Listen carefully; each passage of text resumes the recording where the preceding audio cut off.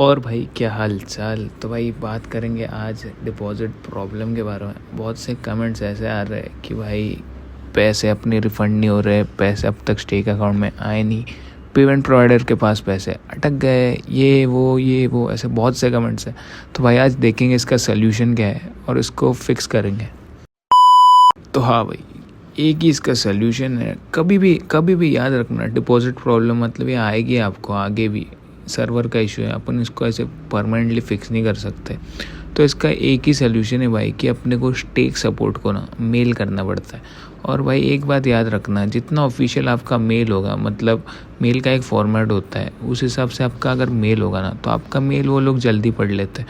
और जितना जल्दी उनकी तरफ से रिस्पॉन्स आता है ना भाई, उतना ही जल्दी आपका जो भी रिफ़ंड इनिशिएट होना है या फिर स्टेक वॉलेट में ऐड करवाने पैसे, वो सब हो जाता है। तो पहले बात करते हैं कि भाई आपने पेमेंट करा स्टेक को, आपके बैंक अकाउंट से पैसे कट हो गए बट भाई स्टेक वॉलेट में शो नहीं हो रहे। तो अगर शो नहीं हो रहे तो भाई आप लोग क्या कर सकते हो, आपको सिंपली भाई मेल पे आना है और जल्दी से मेल लिखना है कि money from my banking account debited but not credited in my stake wallet. और भाई इसका ट्रांजैक्शन आईडी और स्क्रीनशॉट अटैच कर देना, जितना जल्दी हो सके उतना कर देना। क्योंकि अगर आप जैसे आपका पेमेंट मतलब सक्सेसफुल हो जाए और स्टेक वॉलेट में नहीं है और आप तुरंत मेल कर देते हो तो भाई आपके पैसे ना एक 15-20 मिनट में आ जाते हैं आपके स्टेक वॉलेट में।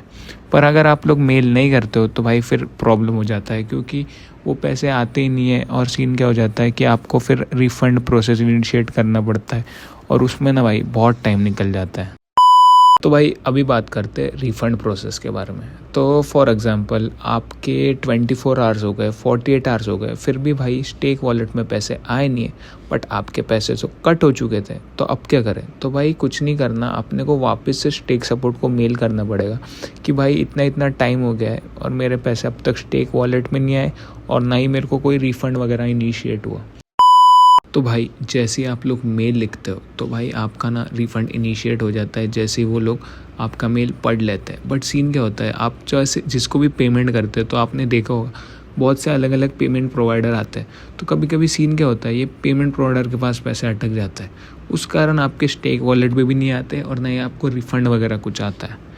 तो अगर पेमेंट प्रोवाइडर के पास सच में आए हुए है या फिर वो कोई घपला नहीं कर रहा है तो आपका रिफ़ंड तुरंत इनिशिएट हो जाता है। बट अगर वो कोई घपला कर रहा है, मतलब रुका रहा है पैसे, तो उस कारण आपको ना भाई थोड़ा टाइम लग जाता है वापस पैसे आने में।